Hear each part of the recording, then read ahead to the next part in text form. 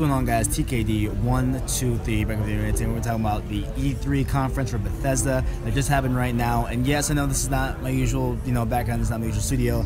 I am actually in the airport on the way to a trip. I told y'all, listen, man, covering this E3 stuff is going to be hard. It's going to be rigorous. There's going to be a lot of things that we'll be recording in the absolute weirdest places. But we're going to make it happen here, boys. And I apologize again for the audio quality as well. It's not going to be my standards of, what I like to put out, in channel-wise or HD. It's pretty okay because, this is iPhone 7 quality, but it's not the best that I want to put out. So, again, I apologize for that, but make sure to leave a like on the video, guys, if y'all enjoyed this breakdown. Let's get right into it. Now, over here, I just finished wrapping up, watching the Bethesda E3 conference. It was pretty short. It was only, under an hour, maybe 15 minutes, 40 minutes, but they showed a ton of stuff. And like I said, at the end of the conference, all the stuff that they said and we're here to announce will be fully released this year. So definitely crazy about that right now. So starting off here, what they started off with was a little bit of a cool, endearing theme to their entire conference. Like they had this kind of 50s, 60s retro looking theme to the entire conference, so that looked pretty cool. And then they went straight into VR, guys. They announced the 2 VR games that were rumored, and that was Fallout and oh my gosh, Doom. And they're officially called Doom VFR and then Fallout 4 VR, right? And those weren't really rumored. Those were pretty confirmed from just what we've seen speculation wise and what they've even announced prior to this official conference. But those will both be releasing this year. They look pretty cool. They look pretty enticing. There are some things that you could do with Doom VR that looked a little bit cool. I believe there was stuff where you could look at gun models more in depthly, stuff like that. But it looks really cool. It looked awesome, right? Then they went on to talk about some more Elder Scrolls Online stuff, where I believe there's some updates coming to the game.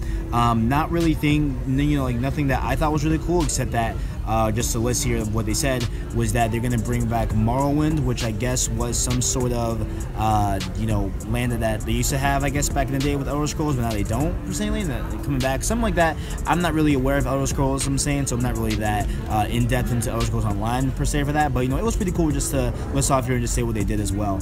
And then going on from there, they announced this Creation Club thing where I believe it's on Doom and Fallout 4, if I'm not mistaken. I think it's those two probably. I think maybe Elder Scrolls, don't quote me on that. But basically what it is kind of like if they were to take mods seriously, right? So what they said, mods are going to be coming to these both games and just in a better format, and they're going to use Creation Club to make mods of their own from their own studios and from third-party people and fans as well of the game. So it's going to be stuff like that, where it's kind of more of a mod marketplace, if you will. So that was pretty cool, and it's coming to all games, and it'll be coming summer 17. So here, before the summer wraps up, we'll have that as well. So very, very cool to see right there. And by the way, I forgot to mention the Morrowind update is actually available now. Don't know if I said that. I don't think I did, but the Morrowind update for Elder Scrolls Online is available right now, so go download it and update your game. Now, moving on from that, they announced 2 new card games. I think it was 2, or maybe it was just one big one. They revolve around Elder Scrolls. Again, guys, I'm not really that into Elder Scrolls, not really into that type of card game thing as well. And also, as you guys can see, I'm in a literal airport right now, so I had to stop midstream and go through customs and all this crazy stuff like that. But I picked up the stream right afterwards and picked up right where I left off. And just card game stuff that was cool. It's coming to mobile, Android, iOS, stuff like that. So definitely go check that out as well if you're in the card game, stuff like that. And then they officially announced Skyrim on Switch. Right now, Skyrim on Switch was looking dope. They had amiibo support as well with it. So I believe in the stream they used the Link amiibo, and so Link was just on a horse galloping in Skyrim, and it was really cool to see him, man. It was awesome to see them support Skyrim and actually show it off, everything and stuff like that. So it was really cool to see as well. So if you get hyped for Skyrim on Switch, I don't think they gave a date. They may have given a date, but I did not, see any date per se with it. They may have given the release window, stuff like that, or maybe it's out this year. I have no. Actually, we know if it was here, it went out this year. So yeah, it was out this year. So sometime in 2017, we will be able to get Skyrim on Switch, and you'll be able to use Amiibo and stuff like that. So it was pretty cool. Good stuff to see there. Next up here, they announced some Dishonored 2 DLC, and I believe this is looking to be somewhat of a prequel. It's called Death of the Outsider, right? And it's from me hearing, I haven't played Dishonored Dishonored 1 or 2, but just based off of what I heard about the game, it was more of a prequel type of thing, and that is again coming out. Actually, here they gave the official date. It was September 15th. So on September 15th, you'll be able to download, or I guess buy or purchase this DLC, and it's a little bit of a prequel type of thing from what I'm hearing as well. It looked pretty cool. It looked pretty, looked awesome to me. It looked like Dishonored, just more of Dishonored. Never played it, but it looked awesome to that vein. So definitely check out that as well if you're in Dishonored. Then they talked about a little bit of Quake Champs. Now, Quake Champs was the most kind of visually enticing and most interesting game, one of the most ones that I saw there at the show, at the E3 conference, because it looks a little bit like, honestly, it looked a little bit kind of like that new game Lawbreakers, where there's different abilities and stuff like that with Quake. And I know, of course, Quake has a longer history and lineage with gaming, that stretches far back more than Lawbreakers. But there was different abilities that they showed out there at the conference, stuff like that with Quake Championships. And they also kind of emphasized more of the esports type of thing that they were doing with the Quake Championship. So there's more, going to be a lot of, esports support, with that game and stuff like that, and a lot of competitive play, I'm presuming. So definitely go check that out as well. And you can go on their website right now and get the beta, and you'll be able to play in beta. I believe right now, I think it's been live for a little bit. I even got invited to play the beta, but I have a Mac, so I don't really have the highest end gaming rig. That was on PS4. I don't think it is, as far as I can tell. I would love a PS4 beta code because that'd be dope. But yeah, I got a beta code, but I couldn't do it because I have a Mac.